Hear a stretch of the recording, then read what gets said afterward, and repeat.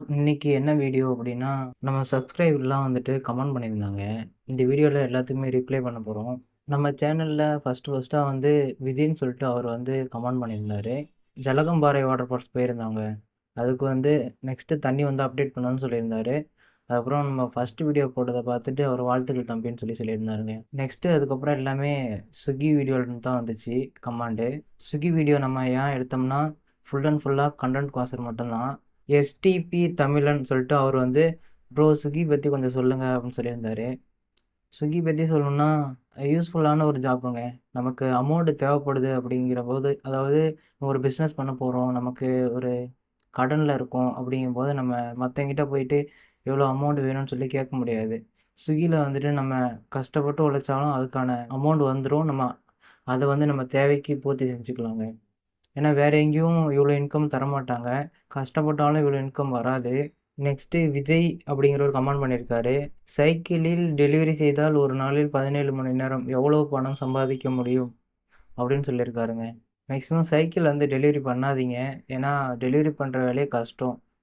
17 மணி நேரம்னா ரொம்ப ஈஸியான ஒரு விஷயமே கிடையாது. ஆனா வேலை அங்க வந்து எப்படி சொல்றது? நமக்கு கன்டினியூஸா வேலை இருக்காது. கொஞ்சம் விட்டு விட்டு தான் இருக்கும். ஒரு 1 hour rest, 1/2 an hour rest அப்படிதான் வந்து வேலை இருக்கும். அதனால சைக்கிள்ல யாரும் டெலிவரி பண்ணாதீங்க. நான் இதுவரைக்கும் பார்த்ததுல சைக்கிள்ல அதிகமா யாரும் டெலிவரி பண்ணதில்ல. ஏன்னா டெலிவரி பண்றது வந்துட்டு நம்ம ரொம்ப கஷ்டமான வேலை. பகல்ல வெயில் அடிக்கும்போது பகல்ல அவ்வளோ வெயில் அடிக்கும். அந்த டைம்ல நம்ம வேலை செய்யணும். மழை வரும். மழை வரும்போதும் அந்த டைம்ல நம்ம வேலை செய்யணும். ரொம்ப கஷ்டமா இருக்கும். ஏன்னா நம்ம ரெஸ்ட் எடுக்க முடியாது. இந்த ஆர்டர் இருக்குன்னு சொல்லிட்டு ஒரு கொஞ்ச நேரம் தள்ளி போட முடியாது. தள்ளி போட்டோம்னா, அடுத்த ஆர்டர் வந்து நமக்கு ஆர்டர் வராது. அதுக்கப்புறம் நம்ம லாஸ்ட்ல வந்து இன்சென்டிவ்ல வந்துட்டு கொஞ்சம் ப்ராப்ளம் ஆயிரும் நமக்கு. இன்சென்டிவ் எடுக்க முடியாம போயிரும். அதனால ஒரு ஆர்டர் வந்துட்டாவே எந்த ஆர்டர் இருந்தாலும் டக்குனு போய் டெலிவரி பண்ண தான் பார்ப்பாங்க எல்லாருமே. நீங்க பைக் வச்சிருந்தீங்கன்னா, அது ஒரு நல்ல அப்கிரேடு தாங்க. அவரு என்ன சொல்றாரு, "என்கிட்ட பைக்கே இல்ல. நான் சைக்கிள்ல போய் டெலிவரி போட்டேன்னு" சொல்றாரு. அப்படி ஒண்ணும் நீங்க டெலிவரி பண்ணி, ஆ தேவைய வந்து பூர்த்தி செய்யணும்னு தேவையில்லங்க. ஏன்னா, அது கஷ்டமான வேலை அது. நெக்ஸ்ட்டு சென்னை 89 சொல்லிட்டு அவரு கமெண்ட் பண்ணியிருக்காரு. "ப்ரோ ஹெல்மெட் கேமரா பிரைஸ் சொல்லுங்க" அப்படின்னு சொல்லியிருந்தாரு. இந்த கேமரா வந்துட்டு GoPro 12ங்க. ரிலீஸ் ஆகி ஒரு 2 மந்த்ஸ்லயே இத எடுத்துட்டேன். அப்போ வந்து 43,500 வந்துச்சு. ஆனா, இப்போ வந்து ரேட் ரொம்பவே கம்மியா இருக்கு. Flipkart Payletல தான் எடுத்திருந்தேன். இன்னும் இஎம்ஐ இருக்குங்க. இன்னும் 1 மந்த் இருக்கு. ஸ்ப்ளெண்டர்ன்னு சொல்லிட்டு அவரு கமெண்ட் பண்ணியிருக்காரு. "ப்ரோ வேளச்சேரி ஜோன் பத்தி சொல்லுங்க" அப்படின்னு சொல்லியிருக்காரு. எனக்கு அந்த ஜோன் பத்தி தெரியாதுங்க. தெரியாத ஜோன வந்து சொன்னா தப்பாயிடும். ஆனந்தகுமார்ன்னு சொல்லிட்டு அவர் மெசேஜ் பண்ணியிருக்காரு. "உங்க பைக் என்ன மாடல்ன்னு" சொல்லியிருக்காருங்க. என் பைக் மாடல் வந்து 2014 சுசுகி ஸ்லிங்ஷாட். அதிகமா ரொம்ப இம்பார்ட்டன்ட் மெசேஜ்க்கு மட்டும் தான் ரிப்ளை பண்ணிட்டு இருக்கேன் நானு. விஜய் சேனல்னு சொல்லிட்டு அவரு நெக்ஸ்ட்டு மறுபடியும் மெசேஜ் பண்ணியிருக்காரு. "ப்ரோ லைசென்ஸ் இல்ல. எல்எல்ஆர் வச்சு ஜாயின் பண்ண முடியுமா?" ஜாயின் பண்ண முடியாதுங்க. கண்டிப்பா லைசென்ஸ் வேணும். கார்த்திகேயன் சொல்லிட்டு அவர் மெசேஜ் பண்ணியிருக்காரு. பல்க் ஆர்டர் எவ்வளோ ஐட்டம் இருந்தா ரிப்போர்ட் பண் ரிப்போர்ட் பண்ணணும் பிரதர்ன்னு சொல்லியிருக்காரு. பல்க் ஆர்டர் வந்து உங்க பேக்கோட அதிகமா இருக்கணுங்க. அந்த ஃபுட் வந்துட்டு உங்க பேக்கு பேக்க மூட முடியாம அந்த எப்படி சொல்றது? பேக் இவ்வளோ தான் இருக்குன்னா, ஹைட் இவ்வளோ தான் இருக்குன்னா, அந்த ஹைட்டுக்கு மேல கொஞ்சம் கூட தெரியக்கூடாது.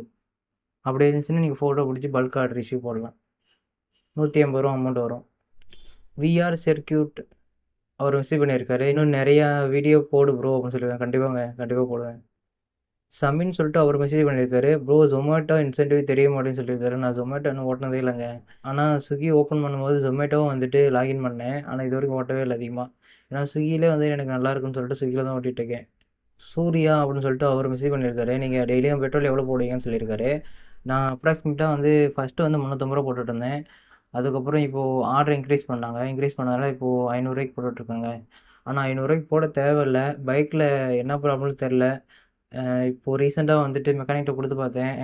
கார்பரேட்டரு, ஏர் ஃபில்டர்லாம் பார்க்க சொல்லியிருந்தேன். ஏர் ஃபில்டர் போயிருச்சுன்னு சொல்லியிருந்தாரு. ஏர் ஃபில்டர் மாத்துன வாட்டி தான் செக் பண்ணணும். மேக்ஸிமம் ஒரு பைக் வந்துட்டு நான் ரிலேட்டடா ஃப்ரெண்ட்ஸுங்கலாம் யூஸ் பண்றத பொறுத்து ஒரு 350லிருந்து ரூ. 400க்குள்ள தான் பெட்ரோல் அடிக்கிறாங்க. எனக்கு மட்டும் தான் அதிகமா ஆகுது. ஒருவேள நான் வந்துட்டு ஜோன் விட்டு அவுட்டர் 20 கிலோமீட்டர் டிஸ்டன்ஸ்ல இருக்கு என் ரூமு. அதனால கூட இருக்குமோன்னு சொல்லி நான் நெனைக்கிறேன்.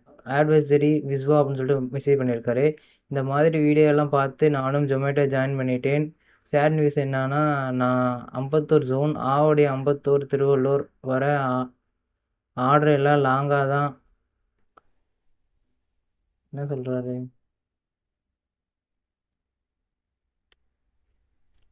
அவர் என்ன சொல்றாருன்னா, நானும் இந்த வீடியோலாம் பார்த்துட்டு நானும் லாகின் பண்ணி ஓட்டிட்டு இருந்தேன் Zomato. ஆர்டர்லாம் வந்துச்சு. அம்பத்தூர் ஜோனு. வர ஆர்டர்லாம் லாங்கா தான் வந்துச்சாங்க. ஆனா ரிட்டர்ன் ஆர்டர் எதுவும் வரலையாம். ரிட்டர்ன் ஆர்டர் வராத காரணம் வந்து, அங்க வந்துட்டு ரெஸ்டாரண்ட் இருக்கான்னு தெரியலங்க. ரெஸ்டாரண்ட் இருந்துச்சுன்னா கண்டிப்பா உங்களுக்கு ரிட்டர்ன் ஆர்டர் வந்திருக்கும். விஜே சேனல்னு சொல்லிட்டு அவர் மறுபடியும் மெசேஜ் பண்ணியிருக்காரு. ப்ரோ சைக்கிள்ல 20 ஹவர்ஸ் ஒர்க் பண்ணா பெர் டே எவ்வளோ ஏர்ன் பண்ண முடியும்னு சொல்லியிருக்காரு. சைக்கிள் மேக்ஸிமம் பண்ணாதீங்க. கண்டிப்பா பைக் எடுத்துக்கோங்க. ஏன்னா ரொம்ப கஷ்டமா போயிரும் உங்களுக்கு. இன்கம் சம்பாதிக்கணும்னு சொல்லிட்டு வந்துட்டு அப்புறம் உடம்புல ப்ராப்ளம் ஆயிட போகுதுங்க. பாலமுருகன் அவர் வந்து இன்ஸ்டாமார்ட் ஃபுட்டு மீட் இதுதான் பெஸ்ட்டு. நீங்க ஆர்டர் டார்கெட்டை ஓட்டுறீங்க அப்படின்ட்டுருக்காரு. ஜீனி ஆர்டர் வந்து ரிமூவ் பண்ண சொல்லியிருக்காரு. அப்படி ரிமூவ் பண்ண முடியாதுங்க. இன்ஸ்டாமார்ட் ஒண்டியும், ஃபுட்டு ஒண்டியும், அப்படி இல்லைன்னா இன்ஸ்டாமார்ட் ஃபுட்டு மீட்டு ஜீனி இது 4ம் ஒரு செட்டுங்க. அந்த ஜீனி எதில் வருதுன்னா இன்ஸ்டாமார்ட்டில் வருது. இன்ஸ்டாமார்ட் வந்து கண்டிப்பாக வேணும். லாஸ்ட்டு 12 மணிக்கு மேலாம் அதிகமாக இன்ஸ்டாமார்ட்டில் தான் ஆர்டர் வரும். அதை இன்ஸ்டன்ட்லேயே டார்கெட் முடிக்கிறதுக்கு ரொம்ப ஹெல்ப்ஃபுல்லாக இருக்கும். விஜே சேனல் அவர் மெசேஜ் பண்ணியிருக்காரு. ப்ரோ எலக்ட்ரிக் சைக்கிள் 45 கிலோமீட்டர் ஹவர்ஸ்க்கு 15 ஹவர்ஸ் ஒர்க் பண்ணால் எவ்வளோ ஏர்ன் பண்ண முடியும்? உங்கள் ஜோனில் ரெஸ்டாரண்ட்டு இருக்கிறத பொறுத்து, அதே மாதிரி ஆர்டர் வரத பொறுத்து இருக்குங்க நீங்கள் ஏர்ன் பண்ணுற அமௌண்ட்டு. எலக்ட்ரிக் சைக்கிள் யூஸ் பண்ணுறேன்னு சொல்லியிருக்காரு. அது செட் ஆகுமான்னு தெரிலங்க. ஸ்விக்கிக்கு கண்டிப்பாக செட் ஆகாது. வேணா ஜெப்டோக்கு வேணால் ட்ரை பண்ணி பார்க்கலாம்.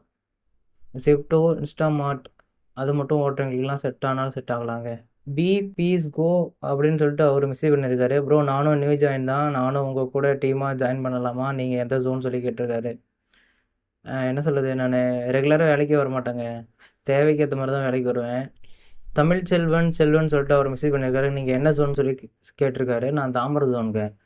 இன்ஸ்டாமார்ட் நார்மல் ஃபுட் இன்ஸ்டாமார்ட்டா இல்லை நார்மல் ஃபுட் டெலிவரி அப்படின்னு சொல்லி கேட்டிருக்காரு. நான் எல்லாமே ஃபுட் டெலிவரி, இன்ஸ்டாமார்ட்டு, ஜீனி எல்லாமேங்க. விஜே சேனல் அவர் வந்துட்டு ஸ்விக்கியில் வீக்லி இன்சென்டிவ் இருக்கான்னு சொல்லி கேட்டிருக்காரு. வீக்லி இன்சென்டிவ் இருக்குது. ஆனால் என்னோட ஐடிக்கு வந்து வீக்லி இன்சென்டிவ் கிடையாதுங்க.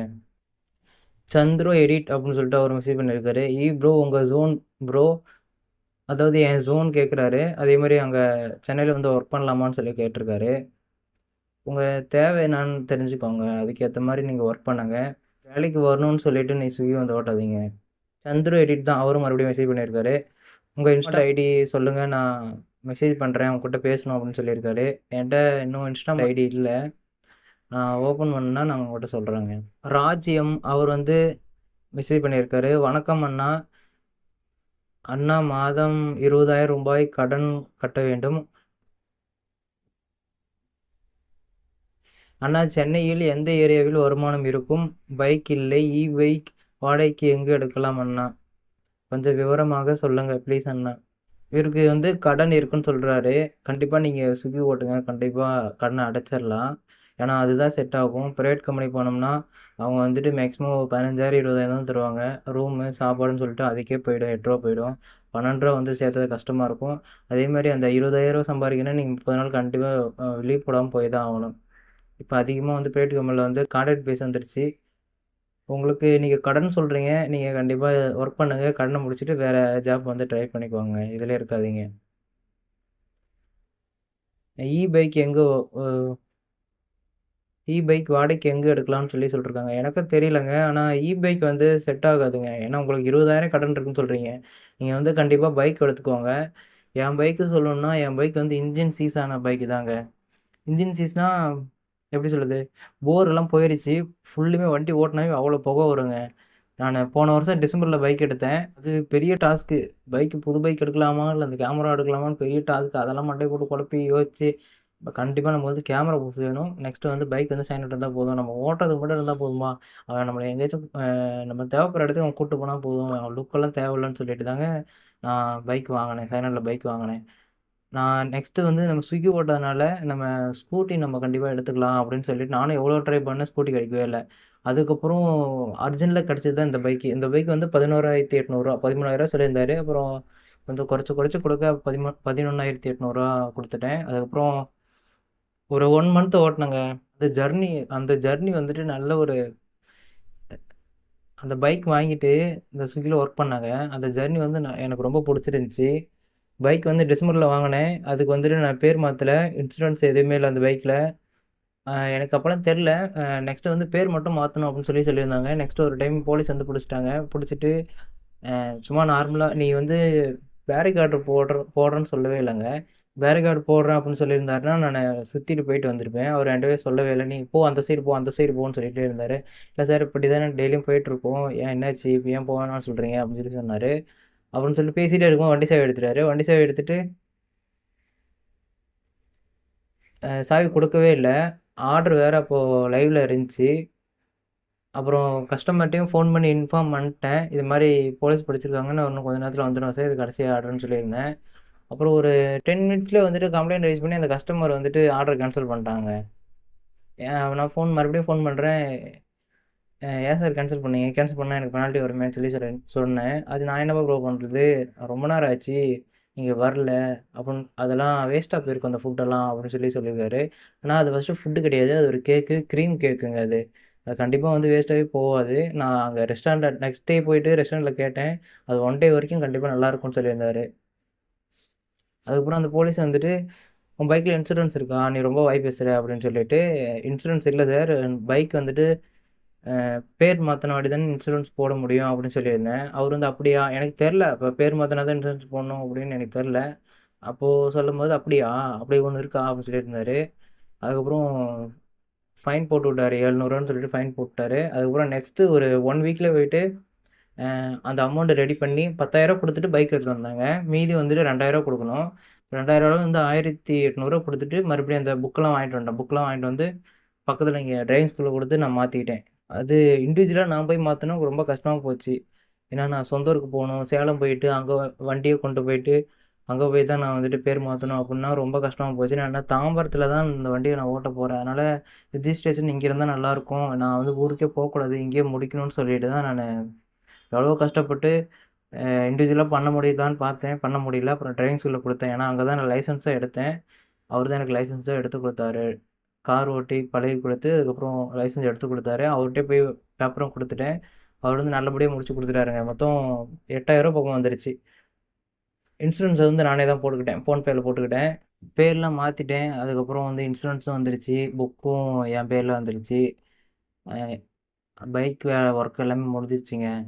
மேக்ஸிமம் நான் மாத்துனது முழுக்க முழுக்க காரணம் என்னன்னா, அந்த பைக்க நான் வந்து வெளியலாம் எடுத்துட்டு போவேங்க. அதனால வந்து கண்டிப்பா என் பேர்ல இருக்கணும். நெக்ஸ்ட்டு போலீஸ் புடிச்சாங்கன்னா, இது மாரி போய் நிக்கக்கூடாதுன்னு சொல்லிட்டு தான் நான் ரிஸ்க் எடுத்து எல்லாத்தையும் மாத்திட்டேன். பேர் மாத்துறது வந்து நானு 1 1/2 மாசம் கழிச்சு தான் நேம் சேஞ்ச் பண்ணேன்.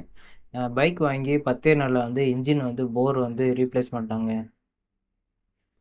அதுக்கப்புறம் சின்ன சின்ன ஒர்க்கா இருந்துச்சு. அப்புறம் கொஞ்சம் கொஞ்சம் கொஞ்சம் சரி பண்ணிட்டேன். இதுவரைக்கும் பைக் வந்துட்டு ஒரு 30,000 பக்கமா செலவு பண்ணியிருப்பேங்க. அதுக்கப்புறம் பைக் வாங்கிட்டு நெக்ஸ்ட்டு என்ன ஆச்சுன்னா நகை இஎம்ஐ இருக்கு. அந்த இஎம்ஐக்கு வந்து வட்டி பணம் கட்டணும். அதில போய் சிக்கிக்கிட்டேன். அதுக்கப்புறம் சேனல் ஓப்பனே பண்ண முடியல. அப்படியே இழுத்து இழுத்து போட்டு போட்டு கடைசியில மே மாசம் தான் ஓப்பன் பண்ற மாரி ஆயிப்போச்சு. இதுக்கு முன்னாடி இன்னொரு சேனல் இருந்துச்சு. அதில தான் விளாக் பண்ணிட்டு இருந்தேன். அதெல்லாம் நான் மறுபடியும் ஃபியூச்சர்ல சொல்றேங்க. அது என்னாச்சு அப்படின்ட்டு. ராஜ் அவருக்கு வந்து நான் என்ன சொல்றேன்னா, பைக் கண்டிப்பா எடுக்காதீங்க. ஏன்னா உங்களுக்கு 20,000 வந்துட்டு டியூ இருக்குன்னு சொல்றீங்க. கண்டிப்பா நீங்க 35,000 பக்கமா ஏர்ன் பண்ணா தான் உங்களுக்கு 20,000 ப்ராஃபிட் வரும். ஏன்னா பைக் செலவு இருக்கு. எல்லாம் போயி உங்க செலவு இருக்கு, ரூம் செலவு இருக்கு. எல்லாம் போயி வந்து உங்களுக்கு 20,000 கண்டிப்பா நிக்கும். ஆனா அந்த 20,000 இருக்குன்னா, நீங்க கண்டிப்பா ரெகுலரா போற மாரி இருக்குங்க ஒர்க்குக்கு. நல்ல ஒரு அட்வைஸ் இவருக்கு சொல்லணும்னா, நீங்க வந்துட்டு புகை வர வண்டிய கூட எடுத்துக்கோங்க. ஆனா நீங்க எஃப்சி வந்து நல்லா கரண்ட்ல இருக்கிற மாரி மினிமம் வந்து 5 வருஷம் இருக்கிற மாரி வண்டி எடுத்துக்கோங்க. இன்ஜின் பிஸ்டன் வந்து ரீப்ளேஸ்மென்ட் பண்ணிக்கோங்க. ஏன்னா 25,000, 30,000 கிலோமீட்டர் போனாவே எல்லா வண்டியும் புகை அடிக்கும். அது வந்துட்டு போர் வந்து ரீப்ளேஸ் பண்ணிக்கோங்க. அதுக்கப்புறம் அந்த பைக்ல சின்ன சின்ன ஒர்க்லாம் கண்டிப்பா வரும். அதையும் வந்து நீங்க சரி பண்ணிக்கோங்க. ஏன்னா, இப்ப புது பைக் எடுக்கணும்னா இப்போ ரூ. 1,00,000 வருது. இவரு வந்து அந்த டைம்ல எடுக்க முடியாது. நீங்க ரூ. 10,000ல நல்ல பைக்லாம் இருக்குங்க. இன்ஜின் சீஸான பைக்கே இருக்கும். அதாவது புகை வர வண்டியே இருக்கும். நீங்க அத பார்த்து எடுத்துக்கோங்க. ம். அப்புறம் செகண்ட் ஹேண்ட் பைக்ல வந்துட்டு ஒரு சின்ன சின்ன கிராக்னா ஒண்ணும் கண்டுக்காதீங்க. அதெல்லாம் எடுத்துக்கோங்க. நம்மளே கூட சரி பண்ணிக்கலாம். கிராக்லாம் நான் எப்படி சரி பண்ணலான்னு சொல்லிட்டு நான் மறுபடியும் வேணா சொல்றேன். ஏன்னா, என் வண்டியில நெறைய டைம் பொத்து பொத்துன்னு கீழ விழுந்து பார்ட்ஸ்லாம் நெறைய உடைஞ்சு போயிருக்கு. நான் அத சரி பண்ணிட்டேன். இன்னுமே ஸ்ட்ராங்கா தான் இருக்கு. இங்க வந்து அன்னோன் கேமர்ன்னு சொல்லிட்டு எனக்கு ஷோ ஆவுதுங்க. அவரு வந்து ஷார்ட்ஸ் அப்லோட் பண்ணுங்க. நல்லா ரீச் ஆகும்னு சொல்லியிருக்காரு. நம்ம சேனல்ல வந்து ஷார்ட்ஸ் எல்லாம் வராதுங்க. ஒன்லி வீடியோ மட்டும் தான் வரும். நிலவன் சொல்லிட்டு அவரு வந்து கமெண்ட் பண்ணியிருக்காரு. உங்க ஃபோன் நம்பர் தரீங்களா? அப்படின்ட்டுருக்காரு. இப்போதைக்கு நானு என் ஃபோனே யூஸ் பண்ணலங்க. எங்க என் ஃபோனு? இதுதான் என் ஃபோனு. இந்த ஃபோன்ல தான் என் நம்பர் இருக்கு. ஆனா இதுக்கு காசு போட்டு 3 மந்த் ஆகுது. இந்த ஃபோன் வந்து ஸ்விக்கிக்கோசரம் அரேஞ்ச் பண்ணியிருந்தேன். தனியா இதுக்கு ஒரு சிம்மும் வாங்கிட்டேன். ஏர்டெல் சிம் வாங்கியிருக்கேன். இப்போதைக்கு இந்த சிம் வச்சு தான் யூஸ் பண்ணிட்டு இருக்கேன். நெக்ஸ்ட்டு நம்ம வந்து வாட்டர் ஃபால்ஸ் வந்து பார்க்க போறோம்னு சொல்லியிருந்தோம்லங்க. மொத்தம் 10 வாட்டர் ஃபால்ஸு. இந்த 10 வாட்டர் ஃபால்ஸும் நம்மளோட ஓன் கருத்து தான். நம்மளே சூஸ் பண்ணியிருக்கோம். என்னென்ன வாட்டர் ஃபால்ஸ்னா, கொஞ்சம் கலஞ்சு கலஞ்சு தாங்க இருக்கும் வாட்டர் ஃபால்ஸ் எல்லாம். Pykara falls, Hogenakkal falls, Thirupparappu water falls, Akasagangai, Kiliyur falls, 5 falls Courtallam, monkey falls, Jalagamparai water falls, அதுக்கப்புறம் தலையார் ஃபால்ஸ். இந்த 10 வாட்டர் ஃபால்ஸ் ரொம்ப இம்பார்ட்டண்ட்டாக பார்க்க போகிறோம். இது இல்லாமல் இன்னொரு 3 வாட்டர் ஃபால்ஸ் இருக்குங்க. இது வந்து நம்ம லிஸ்ட்டில் இல்லை, சும்மா ஆட் பண்ணியிருக்கோம். Kodiveri bridge falls, Catherine falls, next வந்து மணிமுத்தாறு ஃபால்ஸ். இதெல்லாம் நம்ம வந்து இன்க்ளூட் பண்ணியிருக்கோம். சப்போஸ் இந்த 10 வாட்டர் ஃபால்ஸ் போகும்போது சைடில் எந்த ஃபால்ஸும் பார்த்துட்டே வரலாம் அப்படின்னு சொல்லிட்டு. அதுக்கப்புறம் இன்னும் 2, 3 வாட்டர் ஃபால்ஸ் எல்லாம் இருந்துச்சு. அதெல்லாம் ரிஜெக்ட் பண்ணிட்டாங்க. சுருளி ஃபால்ஸ் வந்து ரிஜெக்ட் பண்ணிட்டேன். ஏன்னா அது உள்ள அட்வென்ச்சராக போகிற மாதிரி இருக்குன்னு சொல்லிட்டு. கோரையாறு வாட்டர் ஃபால்ஸு, குட்டாலம்பட்டி ஃபால்ஸு இதெல்லாம் நம்ம ரிஜெக்ட் பண்ணிட்டோம். வேண்டாம், நெக்ஸ்ட் டைம் வந்து போகும்போது வேணால் பார்த்துக்கலாம் அப்படின்ட்டு. ரூட் மேப் போட்டிருக்கேங்க. இன்னும் ரூம் பார்க்கணும். நல்லா டிசைட் பண்ணணும். ஃபஸ்ட்டு நான் எப்படி டிசைட் பண்ணியிருக்கேன்னா, சென்னையிலேருந்து கன்னியாகுமரி போகலாமா? அப்படி இல்லைன்னா சென்னையிலேருந்து ஜலகம்பாறை, ஏலகிரி, அப்புறம் ஒகேனக்கல் அப்படிலாம் போயிட்டு அதுக்கப்புறம் சேலம் போயிட்டு, சேலத்தில் ஒரு 2 டேஸ் தங்கிட்டு மறுபடியும் வந்துட்டு கொடைக்கானல், கன்னியாகுமரி அப்படி போகலாமான்னு சொல்லிட்டு யோசிச்சுட்டு இருக்கேன். எனக்கு கரெக்டான யோசனை கிடைக்கல. நெக்ஸ்ட்டு வந்து அமௌண்ட் வந்து ரொம்ப கம்மியாக இருக்குங்க. பாதிக்கு பாதி கம்மியாக இருக்குது. அமௌண்ட் வேறு ரெடி பண்ணணும். ஆகஸ்ட் 22ஆம் தேதி கிளம்பலாம்னு நினச்சிட்டு இருந்தேன். பார்ப்போம். ஆனால் கண்டிப்பாக கிளம்பிடுவேன். கண்டிப்பாக இந்த ஃபால்ஸ் எல்லாம் கவர் பண்ணிவிடுவேன். எனக்கு என்னென்னா, சென்னையிலேருந்து கன்னியாகுமரி போயிட்டு, கன்னியாகுமரியிலேருந்து மறுபடியும் சென்னை வரலாம். அந்த வர வழியில அந்த 10 வாட்டர் ஃபால்ஸையும் பார்த்துட்டு வரலாம் அப்படின்னு சொல்லிட்டு நான் நினச்சேன். ஏன்னா அப்படி பண்ணோம்னா, அந்த சைடு வந்துட்டு மழை நம்ம வரும்போது அந்த எப்படியும் வந்துட்டு ஒரு 1 வீக், 2 வீக்ஸ் டைம் ஆயிரும்ல.